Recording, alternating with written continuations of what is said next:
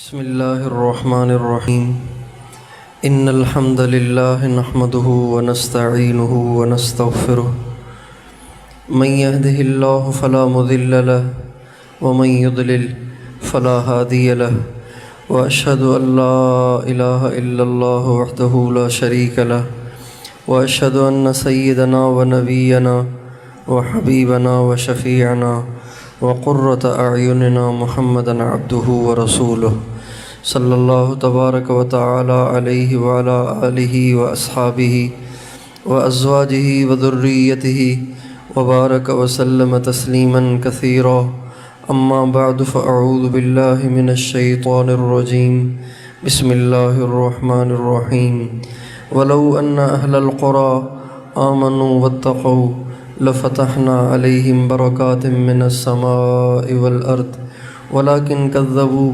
فأخذناهم بما كانوا يكسبون سبحان ربك رب العزة عما يصفون وسلام على المرسلين والحمد لله رب العالمين اللهم صل على سيدنا محمد وعلى آل سيدنا محمد وبارك وسلم۔ قابل احترام میری ماں اور بہنوں،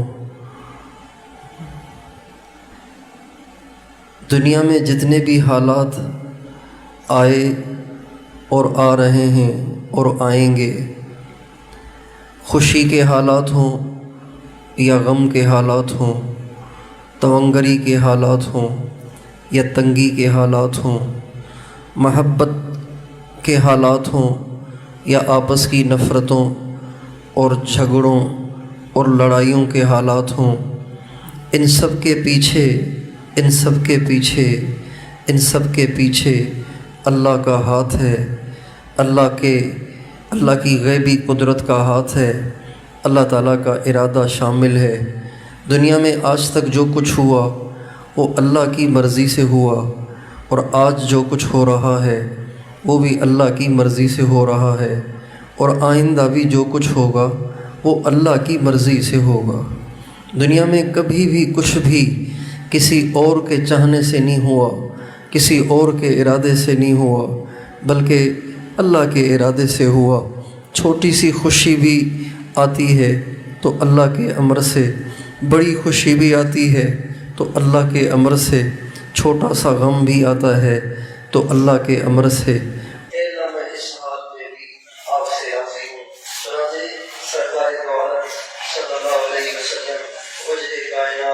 امام الانبیاء والمرسلین خاتم النبیین، جو اس ساری کائنات کے لیے ایک سبب ہے، وجہ کائنات ہے۔ اگر وہ نہ ہوتے اللہ تعالیٰ اس زمین آسمان کو نہ بناتا، وہ نہ ہوتے تو یہ سورج چاند ستارے نہ ہوتے، انہیں کے تحفے اللہ تعالیٰ نے یہ ساری دنیا بنائی۔ جب وہ ساری دنیا کا سردار، ساری دنیا میں سب سے زیادہ عظمتوں والا، شان والا، عزت والا، عظمتوں والا، رتبے والا اور مقام والا اور صاحب معراج اور صاحب براق اور وہ عزت عظمت والا، جب وہ معراج کے لیے جب وہ طائف والوں کو علم کی دعوت دینے کے لیے تشریف لے گئے تو ان بدبختوں نے بجائے اس کے کہ ہمارے نبی کی بات کو قبول کرتے، آپ کے ہاتھ بلاتے، آپ کے پاؤں لاتے، آپ کا اکرام کرتے، آپ کو اپنے گھروں میں ٹھہرانے کو اپنی سعادت سمجھتے، ان بدبختوں نے ہمارے نبی کو نہ کھانا کھلایا نہ پانی پلایا، بلکہ آپ کا مذاق اڑایا، آپ کو مارا، آپ پہ پتھر برسائے، اتنے پتھر برسائے کہ ہمارے نبی لہو لہاں ہو کر، بے ہوش ہو کر زمین پہ گر گئے۔ حضرت زید بن حارثہ نے ہمارے لہو لہاں نبی کو اپنے کندھے پہ اٹھایا اور اٹھا کے آ کے عتبہ اور شیبہ کے باغ میں لٹایا۔ جب آقا کو ہوش آیا، آپ نے وضو فرمایا، 2 رکعت نماز پڑھی، اور 2 رکعت نماز پڑھ کے اللہ تعالیٰ سے واویلا نہیں کیا کہ تو نے مجھے کیا کر دیا، تو نے مجھے پتھر مروا دیے، آخر میرا قصور کیا ہے کہ مجھے اپنے بھی ستا رہے ہیں، مجھے پرائے بھی ستا رہے ہیں۔ حضور نے یہ نہیں کہا یا اللہ میں مکے میں بھی ماریں کھا رہا ہوں اور یہاں آیا تو یہاں بھی ماریں کھا رہا ہوں، آخر میرا قصور کیا ہے، میں نے تیرا کیا بگاڑا ہے۔ ہمارے نبی نے یہ نہیں کہا، بلکہ کہا اِلَّمْ يَكُنْ لَكَ عَلَيَّ غَضَبٌ فَلَا أُبَالِي، اے اللہ اگر آپ مجھ سے ناراض نہیں ہیں تو میں آپ سے پتھروں میں بھی راضی ہوں، میں لہو لہاں ہو جانے میں بھی راضی ہوں، میں اپنی اس بے عزتی اور اپنی اس رسوائی میں بھی راضی ہوں۔ اے اللہ انہوں نے مجھے مارا اور انہوں نے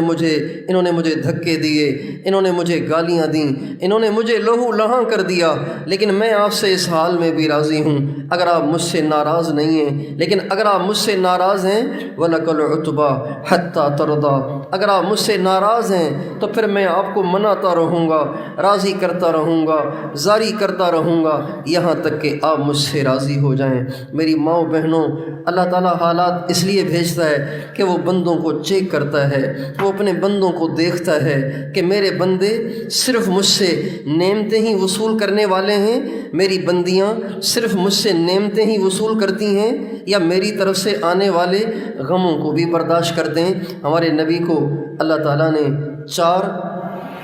بیٹیاں عطا فرمائیں اور 3 بیٹے عطا فرمائے۔ ہمارے نبی کو اللہ نے ساری دنیا کے سارے مردوں عورتوں سب کے لیے نمونہ بنایا، سب کے لیے نمونہ بنایا، سب کے لیے نمونہ بنایا۔ ہماری کم قسمتی ہے کہ آج ہمارا مسلمان مرد، آج ہماری مسلمان عورت اپنی زندگی کو گزارنے میں حضرت محمد صلی اللہ علیہ وسلم کو آئیڈیل نہیں بناتی، ان کو نمونہ نہیں بناتی، ان کو دیکھ کے نہیں چلتی، ان کی سنتوں کو جان کر اس پر عمل نہیں کرتی، بلکہ آج ساری دنیا کے مرد عورتیں یہ دیکھتے ہیں کہ دنیا کیا کر رہی ہے، آج کل کا کرنٹ فیشن کیا ہے، نیا فیشن کیا ہے، نئے فیشن لڑکیاں بھی اپناتی ہیں، نئے فیشن لڑکے بھی اپناتے ہیں، انہی فیشنوں میں زندگیاں برباد کر رہے ہیں، اپنا پیسہ برباد کر رہے ہیں۔ میری ماں بہنوں، کاش کہ ہم اپنے نبی کے طریقے کو اپناتے، اپنے نبی کی سنت کو اپنے لیے اسٹائل بناتے، اپنے نبی کو نمونہ بناتے۔ ہمارے نبی نے فرمایا من تشبہ بقوم فہو منہم، جو دنیا میں جن جیسا بننے کی کوشش کرے گا، جن کی مشابہت اختیار کرے گا، آپ نے فرمایا کل قیامت کے دن وہ چاہے کتنی صدیاں بعد میں پیدا ہوا ہو، کل قیامت کے دن وہ اس کے ساتھ ہوگا۔ یعنی یہ کتنی بڑی بات ہے کہ اگر آج کا 15ویں صدی کا مرد اور 15ویں صدی کی عورت اگر اپنی زندگی کو حضرت محمد صلی اللہ علیہ وسلم کے مشابہ گزار رہا ہے، وہ ہر بات میں، ہر کام میں اس بات کو ڈھونڈتا ہے کہ میرے آقا کا طریقہ کیا ہے، میرے آقا کی سنت کیا ہے، اسے ہر آن ہر گھڑی اسی بات کی تلاش رہتی ہے، اسی بات کو وہ ڈھونڈتا پھرتا ہے، اسی بات کو وہ پوچھتی پھرتی ہے کہ اس کام میں میرے آقا کیا طریقہ ہے۔ تو اللہ تعالیٰ کے نبی فرماتے ہیں من تشبہ بقوم فہو منہم، 15ویں صدی میں پیدا ہو کر بھی وہ نوجوان لڑکی، وہ نوجوان لڑکا، وہ مرد، وہ عورت، وہ بوڑھا، وہ جوان، کل قیامت کے دن حضرت محمد صلی اللہ علیہ وسلم کے ساتھ کھڑا کیا جائے گا اور جنت میں ان کے پڑوس میں اسے جگہ دی جائے گی۔ یہ کتنا بڑا زبردست سودا ہے، کتنی زبردست نفع کی تجارت ہے کہ ہم اپنی زندگی میں فیشن چھوڑ دیں، دنیا کو دیکھنا چھوڑ دیں، زمانے کو دیکھنا چھوڑ دیں، ہم ہر حال میں، ہر بات میں، ہر کام میں یہ ڈھونڈیں، یہ پوچھیں اور یہ تلاش کریں کہ اس میں میرے آقا کا کیا طریقہ ہے۔ اللہ تعالیٰ نے ہمارے لیے اپنے نبی کو نمونہ بنایا، یہ ہماری کتنی بڑی سعادت ہے کہ اللہ تعالیٰ نے ہمیں ایسے نبی دیے، اللہ اکبر، ایسے نبی دیے جن جیسا اللہ نے بنایا ہی نہیں، جن جیسا اللہ نے بھیجا ہی نہیں۔ اللہ تعالیٰ نے کھرب ہا کھرب انسان بنائے، انبیاء بھی 1,24,000 بنائے، لیکن محمد جیسا اللہ نے نہ پہلے کوئی بنایا، نہ اللہ بعد میں کوئی بنائے گا۔ جیسے اللہ بے مثل اور بے مثال ہے، ایسے ہی حضرت محمد صلی اللہ علیہ وسلم بھی بے مثل ہیں، بے مثال ہیں۔ واللہ لا یأتی الزمان بمثلہ ان الزمان بمثلہ لبخیل، اللہ کی قسم ان جیسا پہلے بھی کبھی نہیں آیا، اور اللہ کی قسم کوئی ماں ایسا لال کبھی نہ جنے گی، اور زمانے میں ایسا نہ پہلے کبھی آیا نہ بعد میں کبھی آیا۔ اللہ نے آپ کو ایسا بے مثل اور بے مثال بنایا، آپ کی پیدائش بھی عجیب، آپ کی وفات بھی عجیب، آپ کی زندگی عجیب، آپ کا دنیا سے کوچ کر جانا بھی عجیب، آپ کے دن بھی عجیب، آپ کی راتیں بھی عجیب، آپ کا بولنا بھی عجیب، آپ کا چلنا بھی عجیب، آپ کا دیکھنا بھی عجیب، آپ کی ہر ادا بے مثال ہے، بے مثل ہے، ایسی ہے ایسی ہے ایسی ہے ایسی ہے کہ آپ کے دشمن بھی آپ کو دیکھ کر دیوانے ہو جاتے تھے، آپ پہ فدا ہو جاتے تھے، آپ کے جانی دشمن بھی آپ کو ایک نظر دیکھتے تھے، آپ کے دیوانے ہو جاتے تھے، جانور بھی آپ کے دیوانے، پتھر بھی آپ کے دیوانے، انسان بھی آپ کے دیوانے، ملائکہ بھی آپ کے دیوانے، اور پہاڑ بھی آپ کے دیوانے، اور جانور جنگل کے درندے آپ کے دیوانے۔ آپ پہاڑ پہ کھڑے ہوئے ہیں، احد پہاڑ پہ کھڑے ہوئے ہیں، حضرت ابوبکر صدیق آپ کے ساتھ ہیں، حضرت عمر آپ کے ساتھ ہیں، حضرت عمر آپ کے ساتھ ہیں، حضرت عثمان آپ کے ساتھ ہیں، آپ کھڑے ہوئے ہیں، اچانک جبل احد میں زلزلہ آ گیا، وہ ہلنے لگا، آپ نے زور سے اپنا مبارک پاؤں احد پہاڑ پہ مارا اور فرمایا ٹھہر جا، حرکت نہ کر، ٹھہر جا، تجھے معلوم نہیں ہے کہ تجھ پہ ایک نبی کھڑا ہوا ہے، ایک صدیق کھڑا ہوا ہے، 2 شہید کھڑے ہوئے ہیں۔ آپ فرماتے ہیں ھذا جبل ھذا احد یحبنا ونحبہ، یہ وہ پہاڑ ہے کہ ہم اس سے پیار کرتے ہیں، یہ ہم سے پیار کرتا ہے۔ پہاڑ بھی آپ سے پیار کرتے تھے، جانور بھی آپ سے پیار کرتے تھے، آپ جانوروں کے پاس سے گزرتے تو جانور بھی کہتے تھے السلام علیکہ یا رسول اللہ۔ بتائیے وہ کیا منظر بنتا ہوگا جب بھیڑیے اور بکریاں اور ہرن یہ بھی آپ کو چلتے چلتے سلام کہا کرتے تھے۔ ایک دفعہ آپ علیہ السلام ایک جگہ سے جا رہے تھے تو آپ نے پیچھے سے آواز سنی السلام علیکہ یا رسول اللہ، پتلی آواز السلام علیکہ یا رسول اللہ۔ آپ ادھر دیکھیں ادھر دیکھیں، کوئی انسان نظر ہی نہ آئے، پتلی آواز پتہ نہیں کہاں سے آ رہی ہے۔ آپ جو پیچھے کو ہٹے تو آپ نے دیکھا کہ ایک ہرنی کھڑی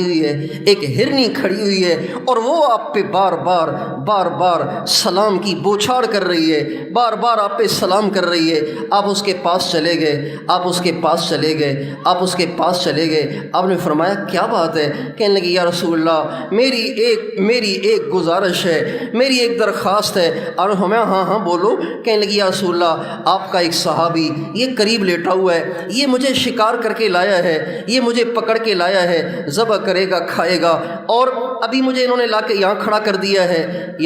دیا ہے، خود یہ آرام کر رہے ہیں۔ بس میری اتنی درخواست ہے کہ میرے چھوٹے بچے ہیں، ابھی ان بچوں کو دودھ پلانے کا وقت ہو گیا ہے، اگر یہ مجھے ذبح کر دیتا تو الگ بات تھی، لیکن جب میں زندہ ہوں تو آخر میں ماں ہوں، میرے بچوں کو دودھ پلانے کا وقت قریب ہو گیا ہے، پیچھے بچوں کو دودھ پلانے والی کوئی اور نہیں ہے، آپ مجھے مہربانی کر کے تھوڑی دیر کی اجازت دے دیں، میں جاؤں اور اپنے بچوں کو جلدی سے دودھ پلا کے آ جاؤں۔ آپ نے فرمایا اب تو چلی گئی تو پھر واپس کیسے آئے گی؟ کہنے لگی نہیں یا رسول اللہ میں آپ سے وعدہ کرتی ہوں، آپ مجھے اجازت دیں میں واپس آ جاؤں گی، اگر میں واپس نہ آئی تو اللہ مجھے جہنم میں ڈال دے، یہ کہہ کر وہ گئی اور بھاگ کے وہ پہاڑوں میں گم ہو گئی۔ تھوڑی دیر کے بعد وہ واپس آئی، اتنے میں وہ صحابی بھی جاگ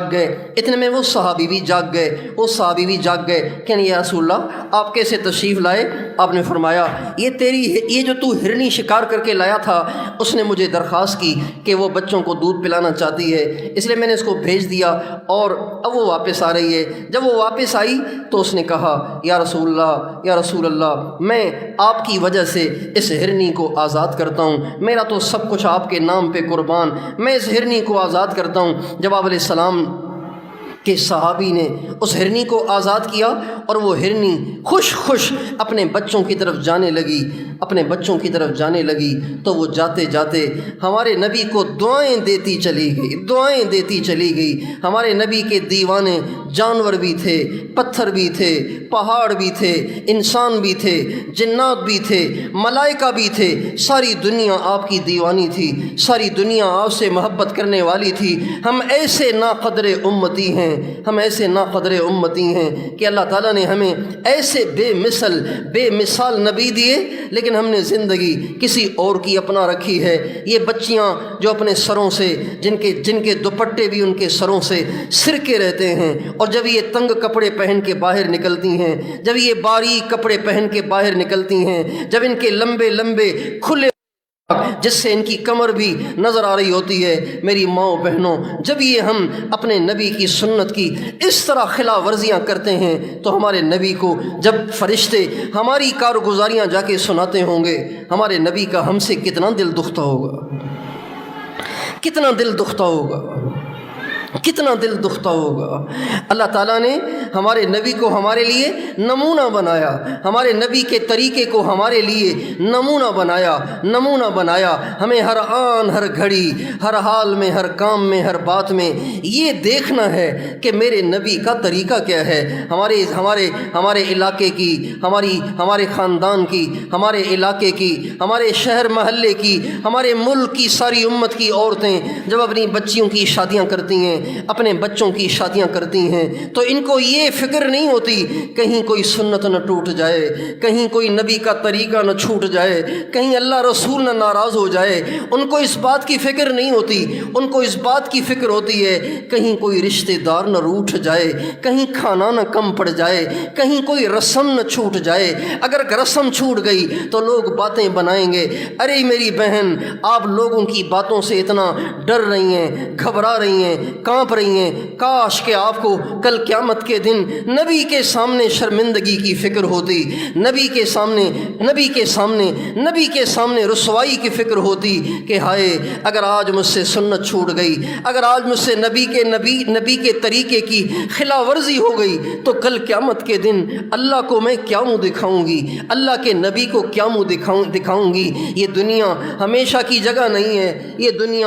دنیا مسافر خانہ ہے۔ میں نے اور آپ نے ایک دن مرنا ہے، ایک دن اس دنیا سے جانا ہے۔ کون ہے جو دنیا میں باقی رہا؟ 100 سال سے اوپر تو کوئی آج کل رہتا ہی نہیں ہے۔ ہمارے نبی نے فرمایا اعمار امتی ما بین 60 و 70، میری امت کی عام طور پر عمریں 60 سے 70 سال ہوں گی، کوئی ہوگا جو اس سے اوپر جائے گا۔ آپ قبرستان کے پاس سے تو گزرتی ہوں گی، یہ ہمارے گھر کے پیچھے ہی قبرستان ہے، حالہ پرانا میں قبرستان ہے، ہر طرف قبرستان ہے۔ ہم سارے مردوں، آپ ساری عورتوں کا ان قبرستانوں سے گزر ہوتا ہوگا۔ کبھی آپ نے سوچا کہ ان قبروں میں کیا ہیں؟ ان قبروں میں پتھر نہیں ہیں، ان قبروں میں لکڑیاں نہیں ہیں، ان قبروں میں کسی کی ماں ہے، کسی کا باپ ہے، کسی کی بیٹی ہے، کسی کا جوان بیٹا ہے، کسی کا دودھ پیتا لختے جگر ہے۔ آپ دیکھیں تو صحیح، کبھی یہ گود میں تھے، آج یہ مٹی میں مل کے مٹی ہو گئے، کبھی یہ دولہے تھے، آج یہ مٹی میں مل کے مٹی ہو گئے، کبھی یہ دلہن بنی ہوئی تھیں، انہوں نے سرخ جوڑے پہن رکھے تھے، آج یہ مٹی میں مل کے مٹی ہو گئیں۔ کیوں ہم اس دنیا کو خوش کرنے کے لیے اللہ کو ناراض کریں، اللہ کے نبی کو ناراض کریں، اپنی آخرت کو خراب کریں، اپنی قبر کو خراب کریں؟ ایک دن مرنا ہے، قبر میں جانا ہے، اللہ کے سامنے پیش ہونا ہے، اللہ کے سامنے حساب دینا ہے۔ ما منکم من احد الا سیکلمہ ربہ ولیس بینہ وبینہ ترجمان۔ اللہ کے نبی نے فرمایا تم میں سے ہر ایک پر وہ دن آئے گا کہ تمہیں اللہ کے سامنے پیش کیا جائے گا، اور ہر ایک سے اللہ براہ راست بات کرے گا، بیچ میں کوئی واسطہ اور ترجمان نہ ہوگا، ہر ایک سے اللہ الگ الگ پوچھے گا۔ فَأَمَّا مَنْ ثَقُلَتْ مَوَازِينُهُ فَهُوَ فِي عِيشَةٍ رَاضِيَةٍ وَأَمَّا مَنْ خَفَّتْ مَوَازِينُهُ فَأُمُّهُ هَاوِيَةٌ وَمَا أَدْرَاكَ مَا هِيَهْ نَارٌ حامیہ۔ اللہ قرآن میں پکار کے ہمیں بتا رہا ہے، قیامت کے دن سے ڈرا رہا ہے، قیامت کی ہولناکی سے ڈرا رہا ہے، قیامت کی شدت سے ڈرا رہا ہے، وہاں کی دھوپ سے ڈرا رہا ہے، جہنم کی آگ سے ڈرا رہا ہے، جنت کا شوق دلا رہا ہے۔ اللہ کہتے ہیں القارعۃ ما القارعۃ وما ادراک ما القارعۃ یوم یکون الناس کالفراش المبثوث وتكون الجبال كالعهن المنفوش فأما من ثقلت موازينه فهو في عيشة راضية وأما من خفت موازينه فأمه هاوية وما أدراك ما هي نار حامية۔ وہ کھڑکھڑانے والی، تمہیں کیا خبر کہ وہ کیا ہے کھڑکھڑانے والی؟ وہ قیامت کا دن، وہ قیامت کی گھڑی جب زمین میں زلزلہ ہوگا، سمندر آگ بن جائیں گے، ستارے ٹوٹ جائیں گے، جھڑ جائیں گے، سورج بے نور ہو جائے گا، آسمان ریزہ ریزہ ہو جائے گا، ساری دنیا کے انسانوں کو قبروں سے نکالا جائے گا، محشر میں پیش کیا جائے گا، اعمال کو تولا جائے گا، جو دیکھا ہوگا، بولا ہوگا، سنا ہوگا، کیا ہوگا، سوچا ہوگا، جس طرف گئے ہوں گے، آئے ہوں گے، ان سارے کاموں کو قیامت کے دن تولا جائے گا۔ اللہ فرماتے ہیں جس کی نیکیاں زیادہ ہو گئیں اس کے لیے جنت ہے، جنت کی نعمتیں ہیں، پسندیدہ زندگی ہے، فَهُوَ فِي عِيشَةٍ رَاضِيَةٍ، وہ ایسی زندگی میں رہیں گے جہاں کوئی غم نہ ہوگا، کوئی پریشانی نہ ہوگی، کوئی تنگی نہ ہوگی، کوئی تکلیف نہ ہوگی۔ وَأَمَّا مَنْ خَفَّتْ مَوَازِينُهُ فَأُمُّهُ هَاوِيَةٌ، جن کی نیکیاں گھٹ گئیں اور جن کی برائیاں بڑھ گئیں ان کے لیے جہنم کی آگ ہے، ہاویہ ہے۔ تمہیں پتہ بھی ہے وہ ہاویہ کیا ہے؟ نار حامیہ، وہ بھڑکتی ہوئی آگ ہے، وہ بھڑکتی ہوئی آگ ہے، وہ بھڑکتی ہوئی آگ ہے۔ صرف یہی دنیا کے فنکشن نہیں ہیں، صرف یہی دنیا کی تقاریب نہیں ہیں، صرف یہی غازی حال اور یہ زمزم حال اور یہ آس پاس کے امین فہیم حال اور پتہ نہیں کون کون سے حال اور یہ لکی حال، صرف ان کے فنکشن نہیں ہیں، صرف ان کی تقریبیں نہیں ہیں، صرف اس پہ رکھے ہوئے بڑے بڑے ایکو ساؤنڈ اور اس میں بجنے والا میوزک نہیں ہے، صرف یہاں کی بے حیائی، بے پردگی، لڑکے لڑکیوں کے رابطے اور لڑکے لڑکیوں کی دوستیاں نہیں ہیں، بلکہ ایک دن آنا ہے کہ آپ نے بھی مر جانا ہے، میں نے بھی مر جانا ہے۔ ایک دن آئے گا کہ ہماری بھی روح قبض کر دی جائے گی، ہمارا بھی جنازہ اٹھے گا، ہمیں بھی غسل دیا جائے گا، ہمیں بھی چارپائی پہ اٹھا کے قبرستان لے جایا جائے گا اور جنازہ پڑھا جائے گا اور قبر میں اتارا جائے گا۔ نہ بیٹی ساتھ ہوگی، نہ بھائی ساتھ ہوگا، نہ خاوند ساتھ ہوگا، نہ بیوی ساتھ ہوگی، مرنے فدا ہونے والی ماں بھی ساتھ نہ ہوگی، باپ بھی ساتھ نہ ہوگا۔ اس دن کیا بنے گا اگر میں نے اور آپ نے آج سنت والی زندگی نہ گزاری، اپنے نبی سے وفاداری نہ کی، اللہ سے وفاداری نہ کی، اللہ کی بندی بن کر، نبی کی امتن بن کر اگر ہم نے زندگی نہ گزاری تو میری ماں و بہنوں آپ کا کیا بنے گا، میرا کیا بنے گا؟ اس کو ہم کیوں نہیں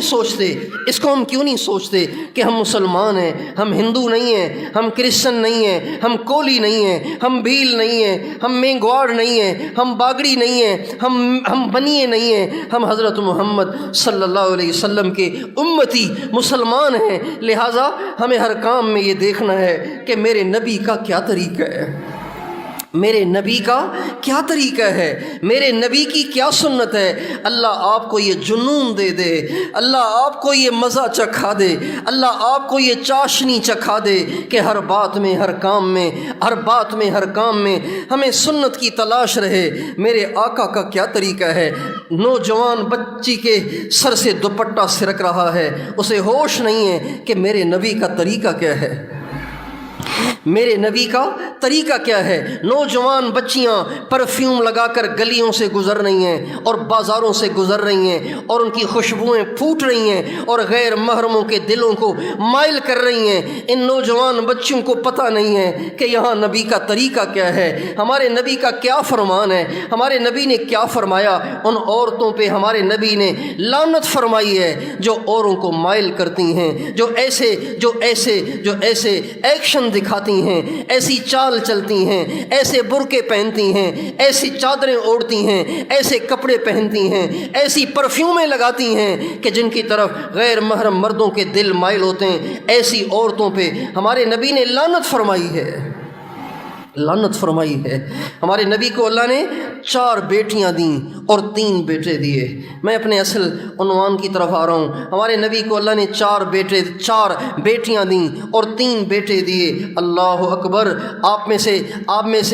میں سے کسی نے اگر یہ صدمہ اٹھایا ہو تو وہی اس واقعے کی حقیقت کو جان سکتی ہے، ورنہ جس نے یہ صدمہ نہ اٹھایا ہو وہ اس صدمے کی حقیقت کو جان ہی نہیں سکتی کہ اولاد کا مر جانا، اولاد کو غسل دیا جانا، اولاد کی لاش کا گھر کے سیر میں رکھا جانا، یہ انسان کے لیے کتنی بڑی آزمائش اور کتنی بڑی پریشان کن بات ہوتی ہے۔ مائیں پاگل ہو جاتی ہیں، باپ پاگل ہو جاتے ہیں جب ان کی اولاد کی لاشیں ان کے گھروں کے سین میں رکھی ہوتی ہیں اور ان کے چہرے سے کفن ہٹا ہوا ہوتا ہے۔ مائیں رو رو کے پاگل ہو رہی ہوتی ہیں اور لوگ چارپائی کو اٹھانے لگتے ہیں، لیکن مائیں ان کی چارپائیوں کے پایوں سے لپٹ کے چیختی ہیں، چلاتی ہیں، میری بچی کو کہاں لے جاتے ہو، میرے بچے کو کہاں لے جاتے ہو۔ میرے نبی کو اللہ نے 4 بیٹیاں دیں، 3 بیٹے دیے۔ 3 بیٹیاں ہمارے نبی کی زندگی میں وفات کر گئیں۔ ایک بیٹی جو سب سے بڑی جو سب سے زیادہ آپ کو محبوب تھیں، حضرت فاطمہ الزہرا رضی اللہ عنہا، خاتون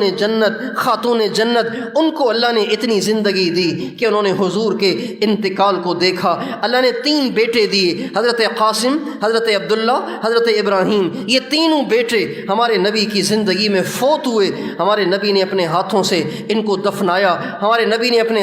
کو دفنایا، جب آخری بیٹا حضرت ابراہیم، آپ کی عمر بڑھاپے کو جا رہی ہے، 60 کے قریب آپ کی عمر ہو رہی ہے، اور آپ کا بیٹا 18 مہینے کا بیٹا حضرت ابراہیم دنیا سے رخصت ہو گیا۔ آپ کی گود ہی میں ان کی روح قبض ہوئی، آپ نے ان کی لاش کو، ان کے جسم اطہر کو اپنی گود میں اٹھایا ہوا ہے۔ آپ کی آنکھوں سے آنسو بہ رہے ہیں، آپ زار و قطار رو رہے ہیں، آواز نہیں ہے، آنسو گر رہے ہیں، اور آپ فرما رہے ان العین تدمع والقلب یحزن وانا بفراقک یا ابراہیم لمحزون۔ ابراہیم، میری آنکھوں سے آنسوؤں کی برسات ہے، میرا دل ٹکڑے ٹکڑے ہو رہا ہے، میرا دل بڑا غمگین، بڑا پریشان ہے، اور میں تیری جدائی پہ بڑا غم زدہ ہوں، لیکن ابراہیم آج میں اپنی زبان سے وہی کہوں گا جس سے اللہ راضی ہوتا ہے، اللہ یہ دیکھتا ہے کہ میری بندی میرے فیصلے پہ راضی ہے کہ نہیں ہے۔ اللہ تعالیٰ اپنے بندوں پہ خوشیوں کے حالات بھی اس لیے بھیجتا ہے اور غم کے حالات بھی اس لیے بھیجتا ہے کہ اللہ اپنے بندوں کو دیکھتا ہے کہ خوشی میں خوشی میں شکر کرتے ہیں کہ نہیں کرتے، اور غم میں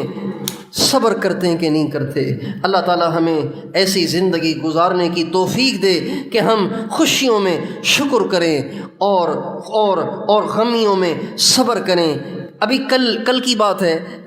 نہیں، پرسوں کی بات ہے، ہم بیٹھے تھے مسجد میں، ایک ساتھی آئے ہمارے عزیز تھے، کہنے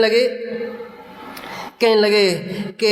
بس اب میں نے سوچا ہے کہ میں کچھ وقت تبلیغ میں لگاؤں اور میں یہ کروں اور وہ کروں، دنیا تو بنی نہیں، چلو آخرت تو بنا لیں، دنیا تو بنی نہیں آخرت تو بنا لیں۔ میں نے کہا دنیا کیسے نہیں بنی؟ آپ کی آنکھیں سلامت ہیں، آپ کی زبان سلامت ہے، آپ گونگے نہیں ہیں، آپ بہرے نہیں ہیں، آپ اندھے نہیں ہیں، آنکھوں سے دیکھ رہے ہیں، کانوں سے سن رہے ہیں، زبان سے بول رہے ہیں، ہاتھوں سے پکڑ رہے ہیں، پاؤں سے چل رہے ہیں، آپ کا معدہ ٹھیک ہے، آپ کا دماغ ٹھیک ہے۔ جن کے دماغ ٹھیک نہیں ہے جا کے دیکھیں، وہ بازار میں کپڑے اتار کے گھوم رہے ہیں۔ اللہ نے آپ کا دماغ ٹھیک کیا، آپ کی آنکھیں ٹھیک کی، زبان ٹھیک کی، کان ٹھیک کیے، اتنی ساری نعمتیں اللہ نے آپ کو دی ہوئی ہیں، اور آپ کہہ رہے ہیں دنیا نہیں بنی۔ اس سے زیادہ دنیا کا بننا اور کسے کہتے ہیں؟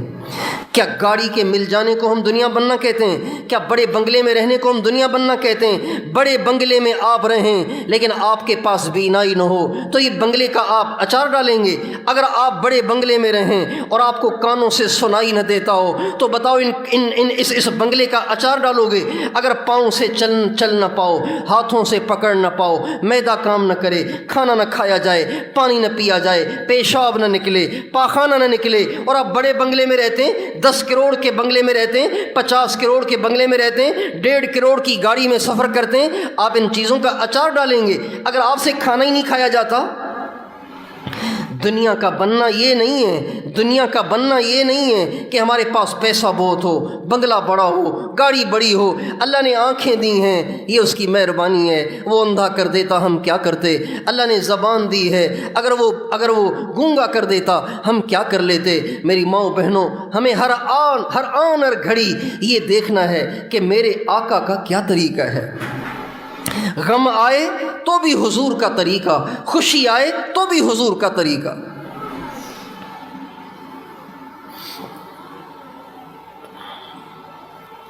اور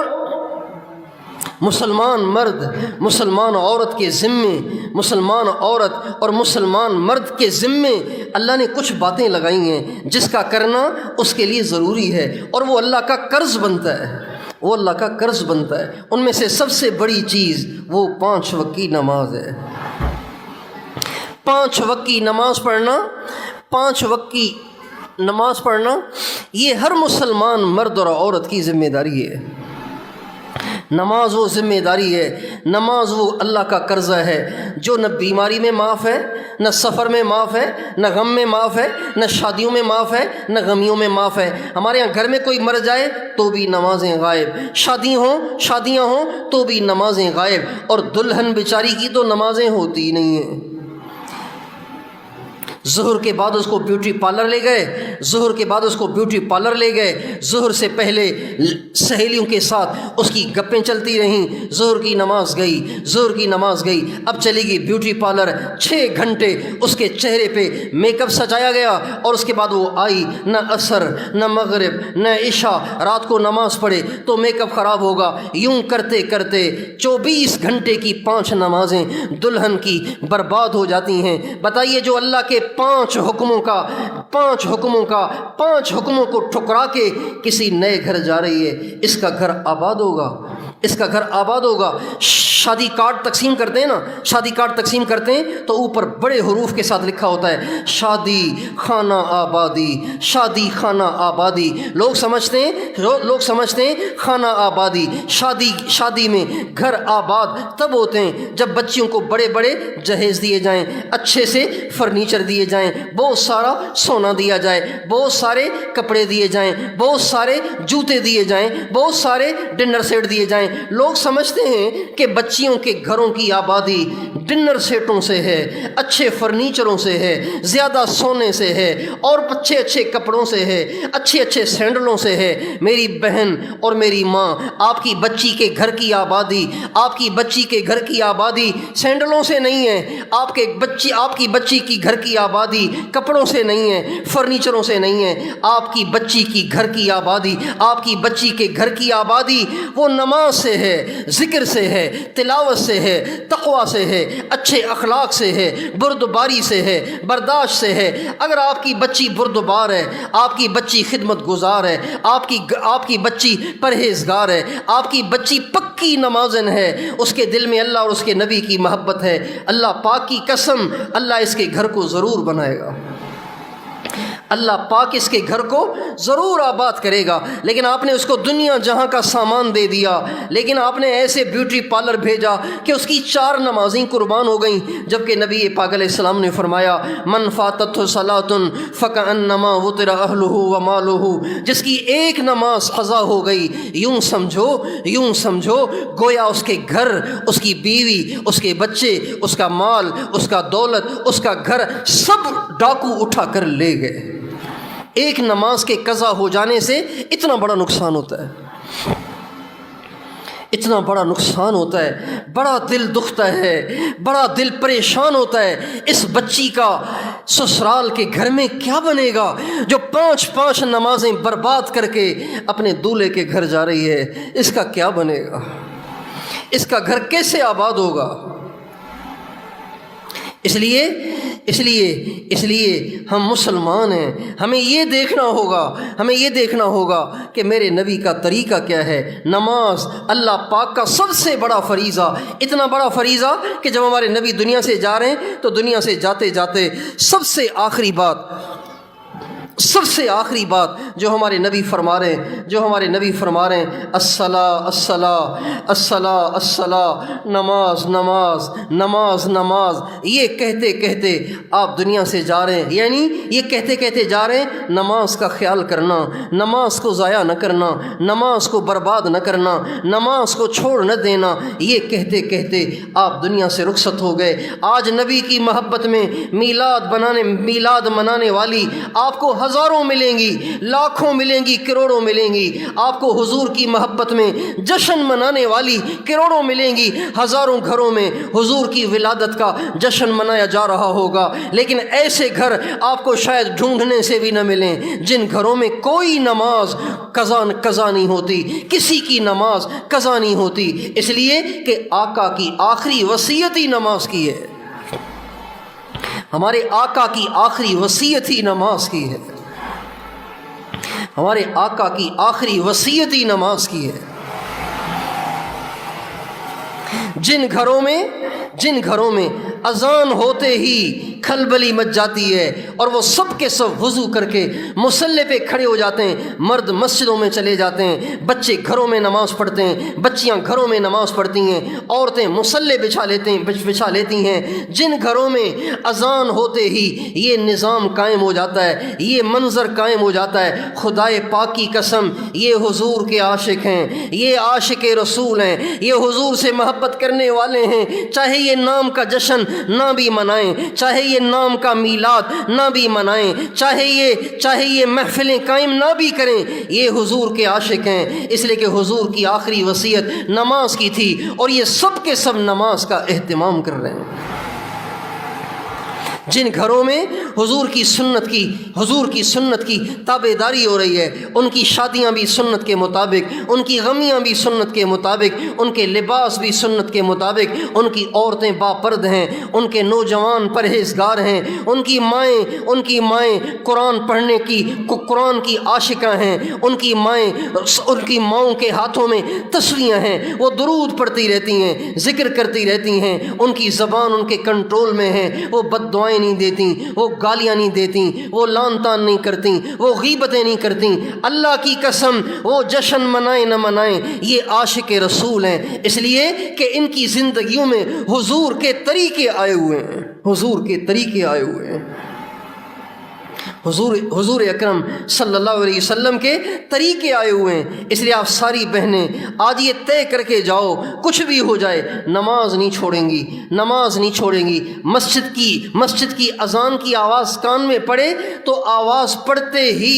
فوراً آپ نے اپنے سارے کام ادھورے چھوڑ دیں، کھانا بعد میں بھی پک جائے گا، آٹا بعد میں بھی گوندھ لیا جائے گا، سالن بعد میں بھی پک جائے گا، چائے کا کپ آپ نے اٹھایا ہے، سر میں شدید درد ہو رہا ہے، آپ نے چائے کا کپ بنایا، اب چائے کی ابھی چسکی ہی لی تھی کہ ادھر سے مؤذن نے اذان دے دی، اب یہ بھی جائز ہے کہ آپ چائے کا کپ پئیں، اس کے بعد وضو کریں اور نماز پڑھیں، لیکن محبت کا تقاضا کچھ اور ہے، عشق کا تقاضا کچھ اور ہے، بندگی کا تقاضا کچھ اور ہے، حضرت محمد صلی اللہ علیہ وسلم کی امتن ہونے کا تقاضا کچھ اور ہے، وہ یہ ہے کہ جو ہی اللہ کے نام کی آواز کان میں پڑی، جو ہی اللہ کے نام کی گونج کان میں پڑی، آپ نے ایک چسکی لے کر کپ کو نیچے رکھا اور آپ نے دل میں کہا اللہ یہ چائے دوبارہ گرم ہو جائے گی، لیکن تو نے بلایا ہے، پہلے میں تیرے بلاوے پہ آؤں گی پھر چائے پیوں گی۔ اللہ پاک کو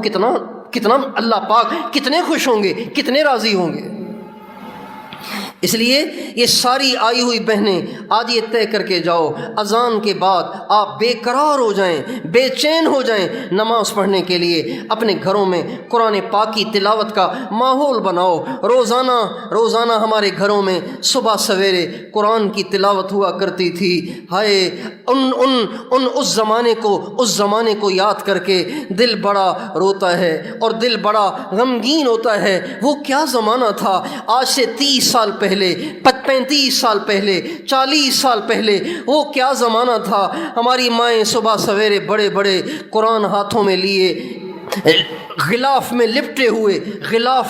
ہوئے قرآن ہاتھوں میں لیے پہلے اس کو ہونٹوں سے لگاتی تھیں، پھر اس کو آنکھوں سے لگاتی تھیں، پھر اس کو سینے سے لپیٹتی تھیں، پھر اس سے سینے سے لپٹتی تھیں، اور پھر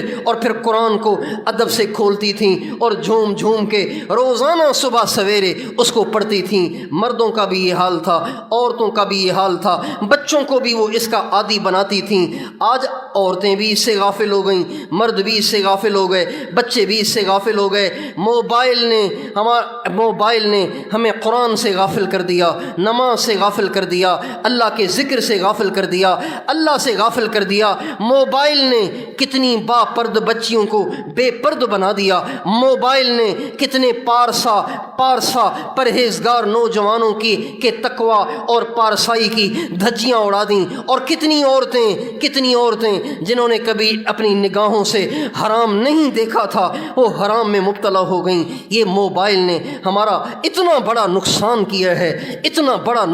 کیا ہے جو ناقابل تلافی ہے۔ 200 سال میں دین کو، اسلام کو اتنا نقصان نہ ہوا جتنا ان 20 سال میں ہوا ہے جب سے یہ سن 2000 کے بعد سے موبائل آیا ہے۔ اللہ تعالی ہمیں اس کے شر سے بچائے۔ اس لیے قرآن سے دل لگاؤ، قرآن سے محبت کرو، روزانہ اپنے دن کی ابتدا قرآن سے کرو۔ بہتر یہ ہے کہ فجر سے پہلے قرآن پڑھو، فجر سے پہلے نہ پڑھ پاؤ تو فجر کے بعد پڑھو، جھوم جھوم کے قرآن پڑھو۔ قرآن پڑھنے میں اللہ نے عجیب لذت رکھی ہے۔ حضرت عثمان رضی اللہ عنہ فرماتے ہیں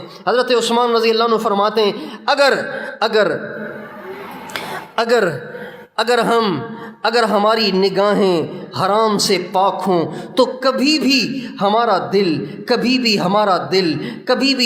دل قرآن پڑھ کے اکتائے نہیں، کبھی بھی ہمارا دل نہ بھرے قرآن پڑھنے سے۔ اگر ہماری زندگیاں گناہوں سے پاک ہوں، اگر ہمارے دل گناہوں کی سیاہی سے پاک ہو تو سارا قرآن بھی پڑھ جائیں تو بھی ہم نہ اکتائیں، تو بھی ہمارا پیٹ نہ بھرے اور ہماری خواہش پوری نہ ہو۔ اس لیے ہم اپنے آپ کو گناہوں سے بچائیں، نظر کی حفاظت، زبان کی حفاظت، کانوں کی حفاظت، اپنے وجود کی حفاظت۔ کوئی کام ہم سے ایسا نہ ہو جس سے اللہ ناراض ہوتا ہے۔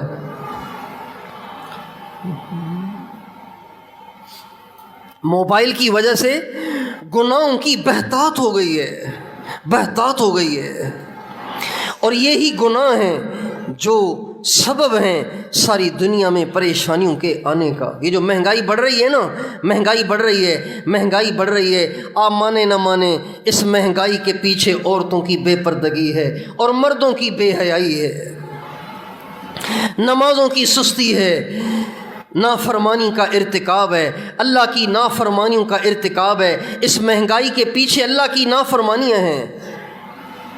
یہ جو آپس میں نفرتیں ہیں، آپس میں محبتیں نہیں ہیں، رشتہ داروں کی آپس میں نہیں بنتی، سگی بہنوں کی آپس میں نہیں بنتی، خاوند بیوی کی آپس میں نہیں بنتی، ماں باپ اور بچوں کی نہیں بنتی، ساس اور بہو کی نہیں بنتی، نند اور بھابھی کی نہیں بن رہی، پتہ نہیں عجیب و غریب گھروں میں جنگ و جدل کا ماحول بنا ہوا ہے۔ ہمارے گھر آج اکھاڑا بنے ہوئے ہیں، آج اکھاڑے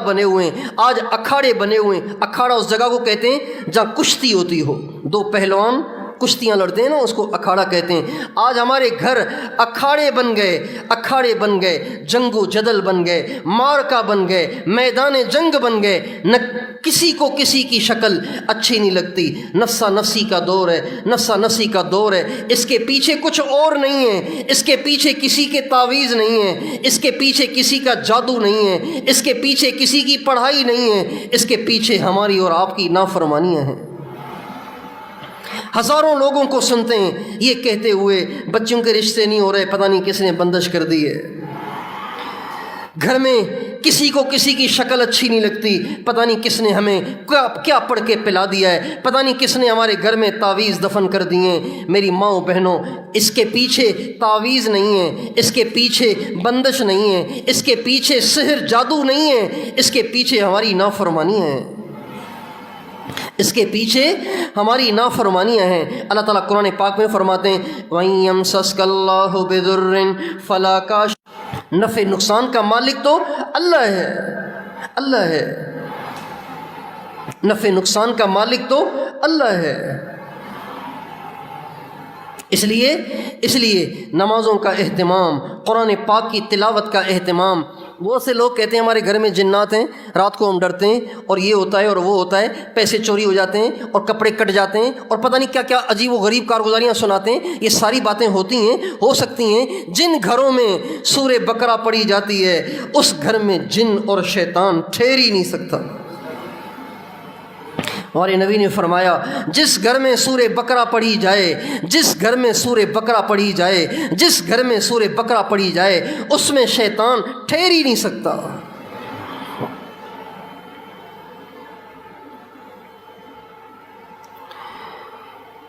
ہم اپنے ساتھیوں کو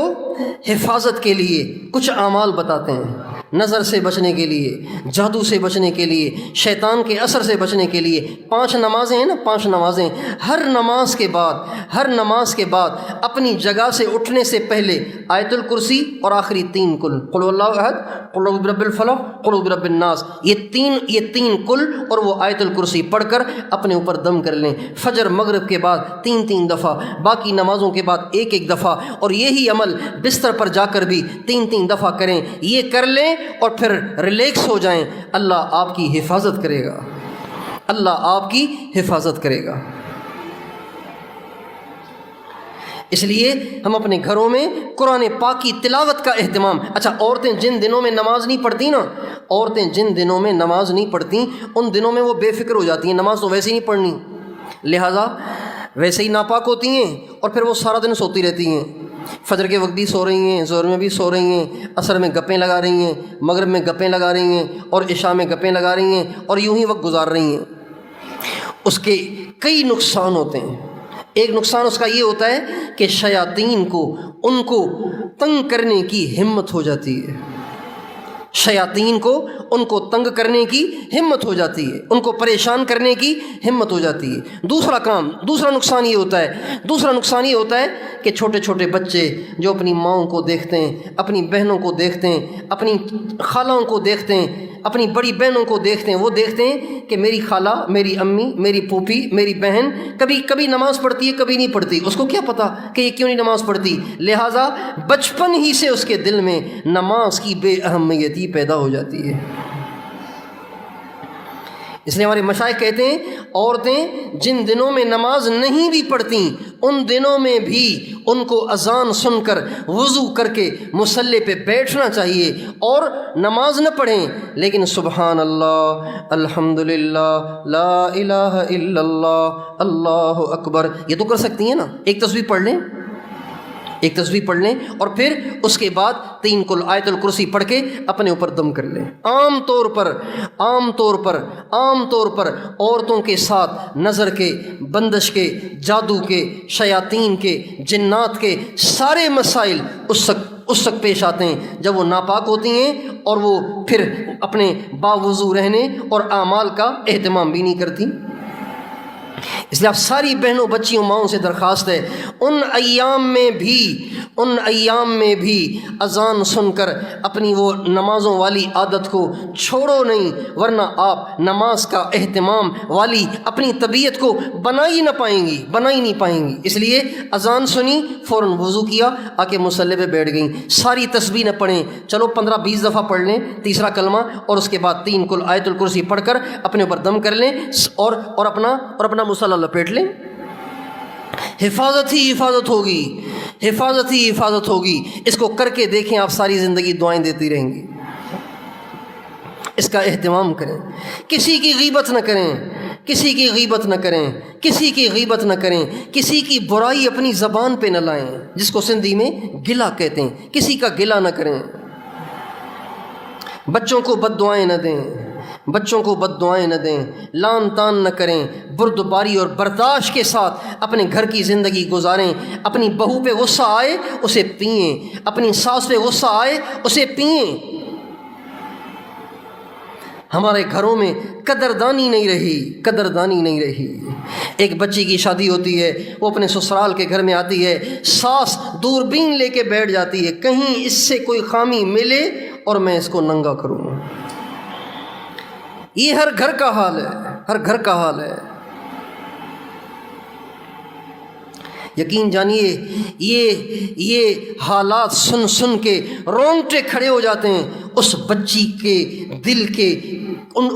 کے دل کی کیا کیفیت ہوگی جس کو یہ پتہ ہے کہ میری نندیں بھی دوربینیں لے کے بیٹھی ہوئی ہیں اور میری ساس بھی دوربین لے کے بیٹھی ہوئی ہے، انہوں نے غلط شکایتیں لگا کے میرے خاوند سے مجھے پٹوانے کی نیت کر رکھی ہے۔ اس لیے یہ نئی بچیاں جب دلہن بن کے جاتی ہیں تو چند ہی مہینوں میں بیچاری نفسیاتی مریض ہو جاتی ہیں، سوچ کے نفسیاتی مریض ہو جاتی ہیں۔ اور پھر زمانہ دنیا مکافات کا جہان ہے، دنیا مکافات کا جہان ہے۔ جو ساسیں اپنے بہوؤں کے ساتھ یہ کچھ کرتی ہیں ان کی بیٹیاں بھی پھر سے بچ نہیں پاتی۔ اللہ پاک ان کی بیٹیوں کو بھی ایسی ہی ساسیں دے دیتا ہے، ان پہ ایسی ہی ساسیں مسلط کر دیتا ہے۔ پھر یہ روتی پھرتی ہیں کہ میری بیٹی کے لیے گھر جہنم بنا ہوا ہے، میری بیٹی کے ساتھ یہ ظلم و ستم ہے۔ آپ نے سوچا نہیں کہ آپ نے اپنی بہو کے ساتھ کیا کیا؟ جیسی کرنی ویسی بھرنی، جیسی کرنی ویسی بھرنی، کما تدین تو دانو، جیسا کرو گے ویسا ہی بھرو گے۔ اس لیے ان ساسوں کو خدا سے ڈرنا چاہیے جو اپنی بہوؤں کو اپنی بیٹی سمجھ کر ان سے درگزر والا معاملہ نہیں کرتی، بلکہ بات بات پہ پکڑ دھکڑ، بات بات پہ شکایتیں، بات بات پہ ڈانٹ ڈپٹ، بات بات پہ ذلیل کرنا انہوں نے اپنا شیوا بنا رکھا ہے۔ ان ساسوں کو ڈرنا چاہیے، ڈرنا چاہیے، اللہ سے ڈرنا چاہیے۔ یہ اپنے گھروں کا ماحول بنائیں، بردباری کا اور برداشت کا، محبت کا، درگزر کا۔ اللہ تعالیٰ مجھے اور آپ کو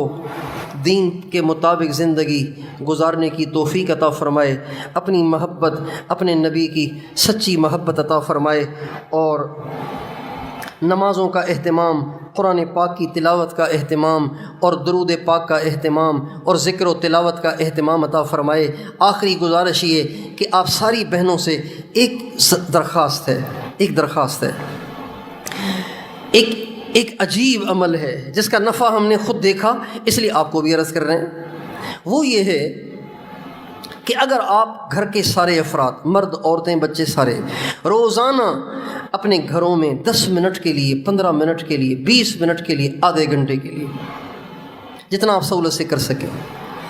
سارے گھر کے افراد جمع ہوں، گھٹلیاں یا پتھریاں آپ کے پاس ہوں اور ان پہ بیٹھ کے درود شریف پڑھیں۔ 10 منٹ پڑھیں، 15 منٹ پڑھیں، آدھا گھنٹہ پڑھیں، جتنا سہولت سے پڑھ سکیں۔ یقین جانیے اللہ تعالیٰ نے اس عمل میں عجیب اثر رکھا ہے۔ روزانہ سارا گھر تھوڑی دیر آپس میں جمع ہو جائے، ایکو کم کر دیں تھوڑا سا، سارا گھر آپس میں جمع ہو، کوئی نہیں بھی ہے تو کوئی حرج نہیں ہے، لیکن اکثر افراد گھر کے جمع ہوں، بچے بھی ہوں، عورتیں بھی ہوں، اور بیٹھ کے، مرد نہ بھی ہوں تو عورتیں بچے آپس میں بیٹھ کے کر لیا کریں، مرد اگر باہر ہیں ٹائم نہیں دیتے تو عورتیں ہی کر لیا کریں۔ روزانہ 10 منٹ، 15 منٹ، 20 منٹ، آدھا گھنٹہ۔ ہمارے نبی کا ارشاد ہے، من صلی علیہ واحدۃ صلی اللہ علیہ عشرہ، جو مجھ پہ ایک دفعہ درود پڑھتا ہے اللہ تعالیٰ اس پہ 10 رحمتیں نازل کرتے ہیں۔ بتائیے، اللہ پاک کی 10 رحمتیں۔ اب جس پر ایک درود پڑھنے کی برکت سے جس گھر پر 10 رحمتیں نازل ہوں، اب 10 آدمی بیٹھ کے پڑھ رہے ہیں اور 10 نے 100 دفعہ پڑھا تو 1000 ہو گیا، 1000 کو 10 سے ضرب دیں 10,000 ہو گیا۔ جس گھر پہ 10,000 رحمتیں نازل ہوں اس گھر پہ کتنا گھر میں سکون ہوگا، اس گھر میں کتنا سکون ہوگا۔ اور ہم نے دیکھا ہے جب یہ کر کے اس کے بعد دعا کی جائے تو وہ دعا قبول ہوتی ہے، وہ دعا قبول ہوتی ہے۔ اپنے گھروں میں اس کو معمول بنائیں۔ ایک تو یہ، دوسرا یہ کہ فضائل اعمال کی کتاب لے لیں، سندھی میں بھی ملتی ہے، اردو میں بھی ملتی ہے، فضائل اعمال کی کتاب وہ منگوا لیں، روزانہ 5 منٹ 10 منٹ گھر کے سارے افراد کے سامنے کوئی پڑھے اور سارے سنیں۔ درود شریف کی برکت سے آپ کے گھر میں رحمتیں، برکتیں، خوشیاں آئیں گی، سکون آئے گا، مسائل پریشانیاں دور ہوں گی، اور فضائل اعمال کو روزانہ پڑھ کر سنانے کی برکت سے اللہ تعالیٰ آپ کے گھر میں سب کو نمازی بنا دے گا، قرآن پڑھنے والا بنا دے گا، برائی سے سارے گھر کو اللہ تعالیٰ نجات دے دے گا۔ یہ اپنے گھر میں شروع کر لیں۔ اللہ تعالیٰ ہم سب کو عمل کرنے کی توفیق عطا فرمائے۔